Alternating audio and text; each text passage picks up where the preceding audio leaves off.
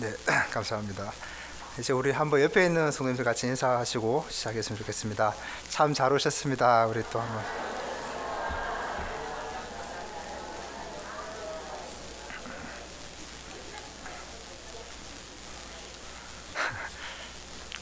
예,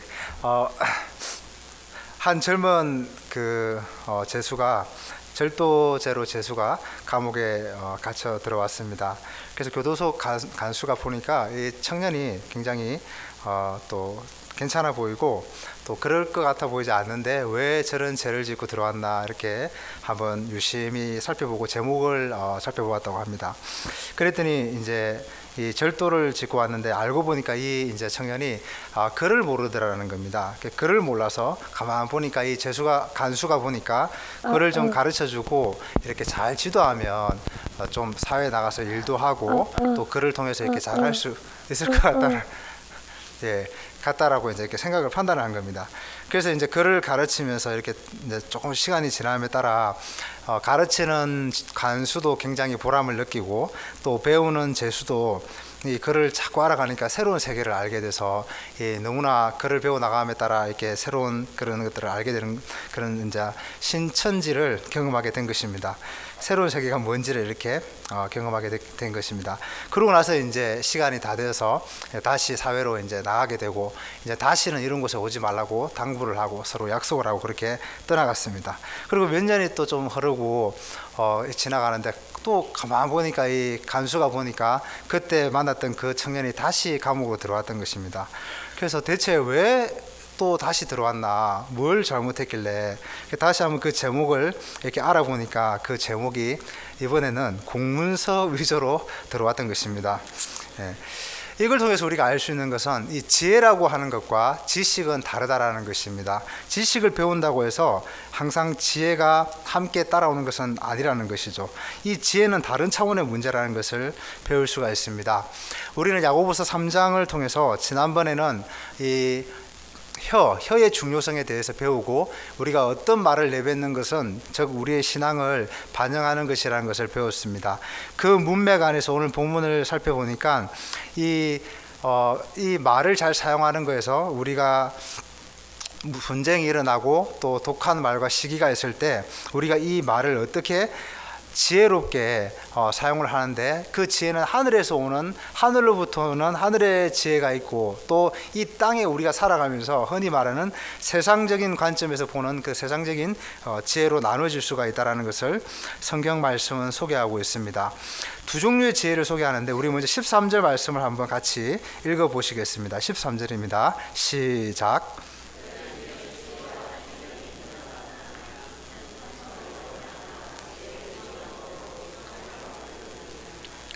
여기서 중요한 포인트는 지혜는 그 자체가 선행을 동반한다라는 것입니다. 지혜가 있는 사람은 반드시 그 선행을 구현하게 되어 있다라는 것을 분명하게 보여주고 있습니다. 어리석고 지혜롭지 못하는 사람은 성경에서 보니까 영적인 우아함과 고상함이 결여된 상태로 나타나게 되는 것입니다. 그러므로 지혜는 그 자체가 영적인 것과 그 선한 행위를 영적인 선한 행위를 구현해내게 되어 있다라는 것이죠. 지혜의 온유함으로 그 행함을 보일지니라라고 말씀합니다. 여기서 온유하다라는 단어는 영어 단어로 보면 gentle, 또 mild, 또 meekness 이렇게 온화함 또는 온유함 이런 것들을 반영하고 있는데요. 문맥에서 비춰보면 이 온화함이라는 단어입니다.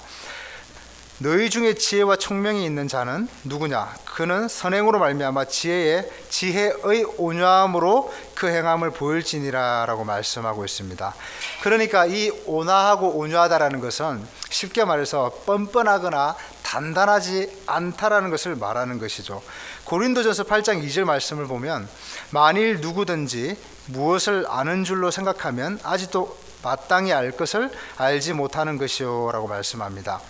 이 말씀은 만일 무엇인가를 안다고 생각하면 안다고 생각하는 건 사실 잘 모른다라는 것을 말씀하는 것입니다. 어떤 분야나 어떤 주제이든지 깊이 들어가면 더 복잡해지고 더 어려워지는 구조를 가지고 있는 것입니다. 흔히 제가 금융이라고 하는 주제를 잘 안다고 생각하고 우리는 금융이라고 생각할 때 입금하고 출금하는 것을 알면 어느 정도 금융을 안다라고 생각할 수 있습니다. 하지만 금융에 대한 그 주제를 깊이 좀 들어가면 누군가가 금전적인 조언을 물어보고 이때 환율이나 또 금융 위기나 이런 흐름에 대해서 객관적인 것을 물어보게 된다면 아마 우리 누구도 그에 대한 절반도 제대로 대답하지 못할 것입니다. 사실 알면 알수록 더 복잡해지는 것이라는 거죠. 만일 성경도 똑같습니다. 우리가 말씀도 우리가 어떤 해에는 몇 독을 하기도 하고 또 살면서 수십 독을 하시는 분도 있지만 우리가 성경을 많이 읽을수록 어떤 분들은 내가 성경을 잘 안다. 이제는 어딜 펴도 다 거기서 거기고 그 말씀이 그 말씀이다. 뭐 성경에는 색다른 게 없다라고 말씀할 수도 있습니다. 하지만 전혀 그렇지가 않다라는 것입니다. 신학교 교수님들이나 평생 말씀을 연구하여 강해 설교를 하시는 목사님들조차도 많이 공부하고 연구할수록 또 새로운 것들이 있고 또 정확히 모르는 구절들이 너무 많다라고들 말씀하시는 것이 바로 거기에 있다라는 것이죠. 그래서 지혜의 온유함이라고 하는 것은 사람의 태도를 단단하거나 뻔뻔한 것이 아니라 물어 읽을수록 자기를 알아가고 또 행함으로 자세를 낮게 취하는 것, 이것이 바로 지혜의 온유함으로 그렇게 행하는 것입니다. 또 14절 말씀을 같이 한번 읽겠습니다. 14절입니다. 시작.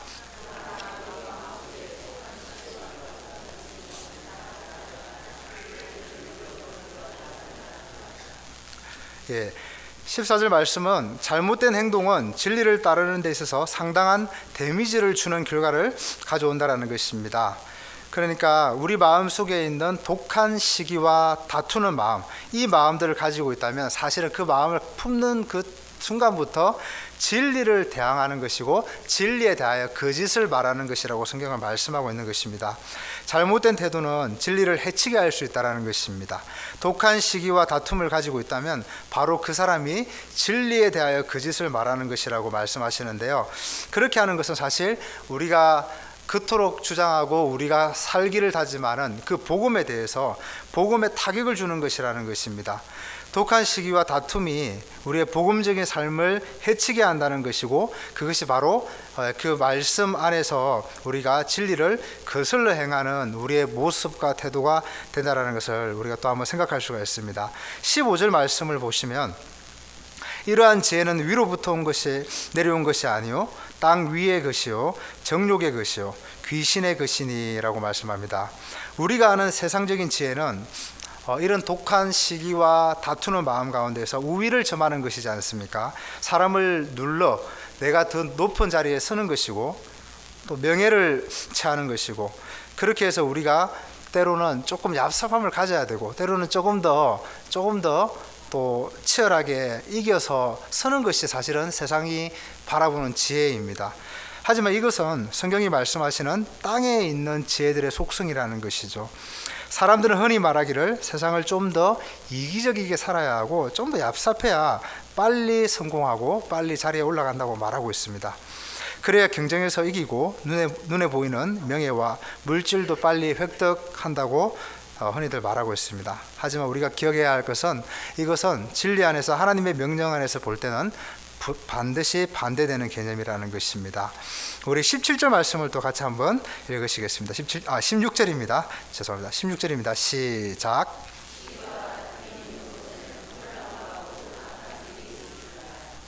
네, 시기와 다툼이 있는 장소 그곳에는 혼란과 모든 악한 일이 있다고 말씀하고 있습니다. 시기와 다툼이 있는 곳은 어디라고 생각하십니까? 우리는 질투와 투쟁으로 인한 모든 죄에 대해 성경에서 배우고 있는데요. 아이러니컬하게도 사실 교회에서 이 비극적인 것을 자주 목격하시지는 않습니까?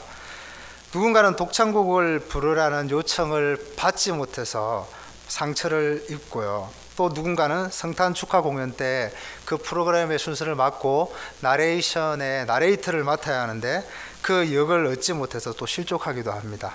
아시다시피 그런 종류의 시기와 질투와 그런 실족은, 그리고 다툼은 우리 속에서 계속되고 있지는 않습니까? 사소한 일에 질투를 느끼며 가장 하찮은 일들 때문에 쪼개지는 것을 우리는 많이 보고 있습니다. 치킨을 좋아하는 학생들과 치킨을 싫어하는 학생들 간의 다툼 때문에 주일학교에서 또 분열이 일어나기도 하지 않습니까? 절대 우리 초등부 이야기는 아닙니다. 사탄은 이런 질투심과 이기적인 야망을 부추기고 이러한 것들을 통해 얻고 만족하는 것을 지혜로운 것으로 우리에게 때로는 속이고 가장한다라는 것입니다.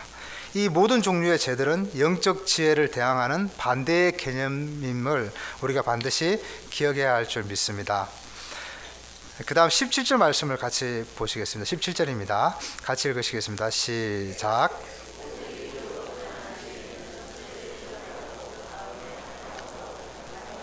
양순하며 긍휼과 선한 열매가 가득하고 편견과 거짓이 없나니. 아멘.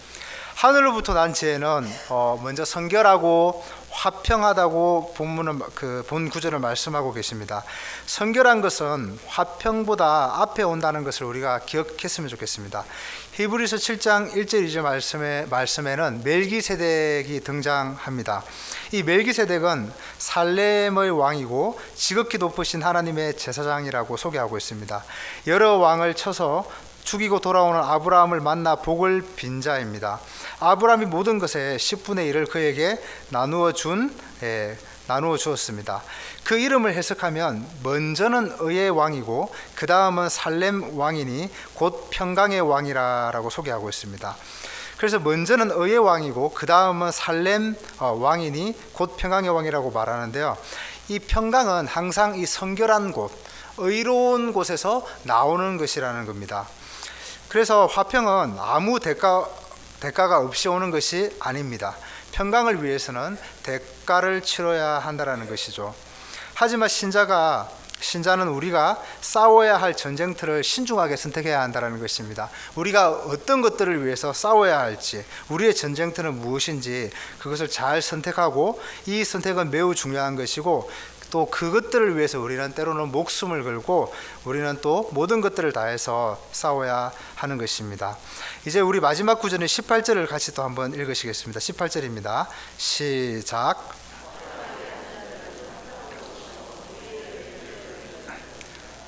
화평하게 하는 자들은 화평으로 심어 의의 열매를 거둔다라고 말씀하고 있습니다. 오늘 본문은 아까도 말씀드렸지만 지금 이 공동체 안에서 다툼과 독한 시기와 다툼으로 인해서 일어나는 그 현장 가운데에서 우리가 하늘에 있는 지혜로 그런 것들을 어떻게 반응하고 또 헤쳐나가야 할지, 그런 맥락에서 계속해서 보시면 좋겠습니다. 하나님께서는 의로움을 위해서 이 평강은 필수 요소라는 것을 말씀하고 계시는 것이죠. 평강이 없이 의로운 삶을 사는 것은 힘듭니다. 평강의 정의는 무엇이라고 생각하십니까? 어떤 것이 평강이라고 생각하십니까? 평강 또는 화평의 정의는 필요한 갈등들이 없는 것을 의미하지 않습니다. 오히려 평강은 그 갈등들이 있는 속에서 충족되어지는 것입니다. 갈등을 해치고 그 갈등을 극복하고 그 안에 충만을 인식하는 그 감정을 말하는 것입니다. 제가 하나의 예를 들어 보겠습니다. 두 명의 화가가 있습니다. 그런데 이 두 명의 화가에게 평강이라는 주제를 가지고 그림을 그리라는 미션이 떨어졌습니다. 그래서 이 그림 콘테스트에서 첫 번째 화가는, 한 사람은 아주 편안해 보이는 시골의 마을을 배경으로 하고, 또 그 가운데 폭풍우가 지금 막 지나가고 이 녹색의 목초지 가운데, 녹색으로 물든 이 목초지에 소 한 마리가 울타리 밖에서 누워서 이렇게 평화롭게 이 풀을 뜯어먹으며 대책임질을 하고 있는 장면입니다. 또 그 뒤로는 이 산의 배경이 이렇게 아름답게 장관이 펼쳐지고 있는 그림인 것이죠. 두 번째 그림은 이 폭풍우가 해변 정중앙에서 바위들을 거세게 몰아치며 그 바위들이 쪼개지면서 이 갈라진 바위들이 날아가면서 이 거센 화가 난 파도를 향해 돌진하고 부딪히는 장면을 그리고 있는 그림입니다. 그런데 그 상단 모서리에 위치하고 있는 이 그림의 중심적인 묘사를 보니까 이 그림에는 둥지에 새 한 마리가 있는데 그 새가 이 공기 반 소리 반으로 소울이 담긴 깊은 감정을 담아 노래하는 장면을 표현하고 있는 그림입니다. 바로 두 번째 그림이 평강을 정확히 정의하는 그림인 것입니다.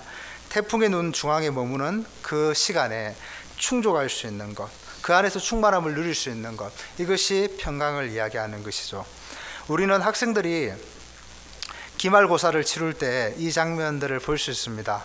시험을 치룰 때 부족함을 느낄 때 우리는 두려움을 느끼고 또 떨리고 심지어는 경련을 일으키는 경우까지 보게 됩니다. 저도 시험을 칠 때 어깨가 무거운 시험일수록, 부담이 큰 시험일수록 어떤 날은 밤새 잠이 오지도 않고 그에 대한 너무나 긴장감과 무거운 부담감을 느낄 때가 있습니다. 하지만 어떤 학생들은 그저 교실에 나타나서 별일 없는 것처럼 앉아가지고는 그냥 시험지를 받아 그냥 이렇게 대충 얼렁뚱땅 치고 나가는 것 같이 보입니다. 하지만 그들 속에는 자신감이 있는 것이죠. 그들이 맞닥뜨리는 시험지 안에 있는 그 문제들은 숱하게 연습한 문제들이고 너무나 익숙하게 본 문제들이기 때문에 크게 어려움 없이 그냥 풀고 그저 나가는 것입니다. 바로 그들 마음에는 평강이 있는 것이죠. 폭풍 후에 정 한가운데로 들어가는 그런 시간에 충족함을 누리는 것, 이것이 또 그것을 통해서 그 문제들을 헤쳐나가는 것, 이것을 성경은 평강이라고 말씀하고 있는 것입니다. 우리는 살다 보면 많은 어려움과 또 다툼과 심한 독한 시기와 다툼 속에서 그런 것들을 직면할 때가 너무나 많습니다. 하지만 이 시험을 많이 치러내고 또 이런 것들을 더 하나님 예수 그리스도를 의지해서 성령 아래 살아갈수록 우리는 잘 능히 감당해내고 그 안에서 큰 소요와 혼란 속에서도 또 그것들을 잘 충족함 가운데 누릴 수 있는 우리 모든 성도님들이 되시기를 주님의 이름으로 축복합니다. 물론 그 안에서 싸울 때 소란과 또 여러 가지 갈등이 있지만 그 안에서 우리는 크게 싸우거나 크게 동요하거나 그 안에서 그런 크게 어떤 그런 하는 그런 아파하거나 그런 것들을 점점 이겨내는 것입니다. 그런 화평이 되시는 우리 모든 성도님들이 되시기를 축복합니다. 아멘. 기도하시겠습니다. 하나님 감사합니다. 오늘 말씀을 통해서 하나님 안에서 구원의 기쁨을 경험하는 사람들은 말에서 그 혀에서 벌써 하나님의 형상을 닮아 다름을 따라 살아가는 백성들입니다. 그리고 그 사람들은 공동체 안에서 일어나는 많은 갈등들과 어려운 시련 앞에서도 하나님 그런 것들이 우리 안에 전혀 없는 것이 아니라 그런 소요와 혼돈 속에서도 하나님으로 말미암아 충족함을 누리는 것이고 하나님 안에서 우리가 많은 숱한 그런 갈등들을 통해서 그 시험들을 잘 헤쳐나가고 하나님 크게 동요하지 않고 크게 소리내지 않고 크게 싸우지 않으므로 하나님의 형상을 닮은 백성으로 잘 감당하는 것이 하늘로부터 오는 하나님의 지혜를 받는 사람들의 몫임을 기억하길 소원합니다. 이번 한 주도 이번 한 해도 그런 하나님의 형상을 닮음으로 잘 헤쳐나가시는 우리 모든 성도님들이 되시기를 하나님께서 함께하여 주시옵소서. 감사하며 예수님의 이름으로 기도드리옵나이다. 찬송가 384장입니다.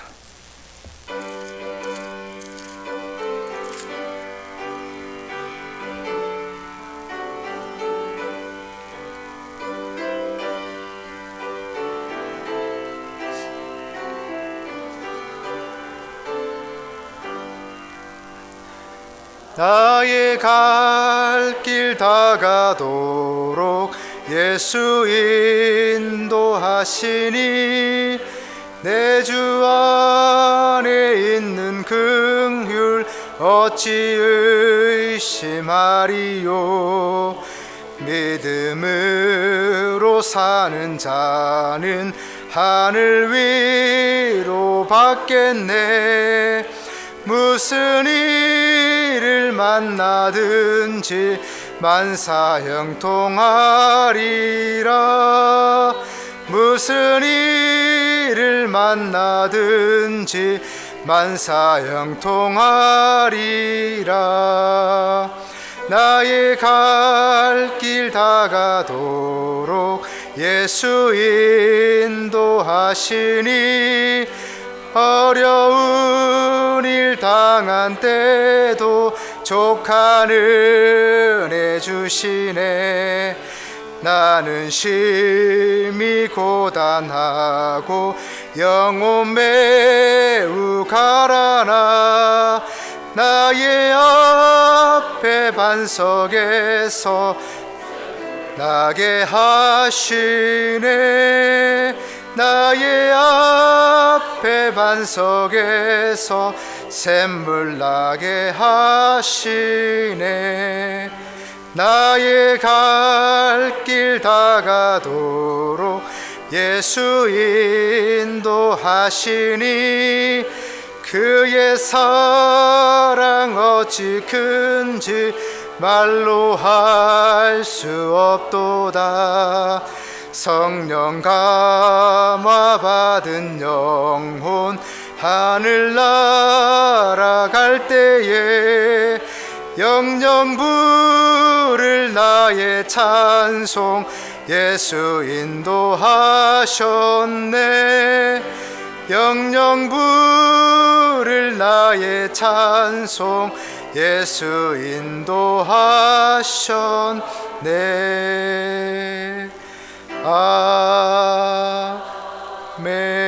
아멘. 이제는 우리 주 예수 그리스도의 크신 은혜와 하나님의 크신 사랑과 성령님의 감화 감동 교통하심이 지금부터 하나님 앞에서 그 평강을 부여잡으며 하늘에 온 그 지혜로 이 모든 환난과 어려운 시기들을 이겨나가기로 다짐하시는 모든 성도들 위해 지금부터 영원히 함께 있을지어다.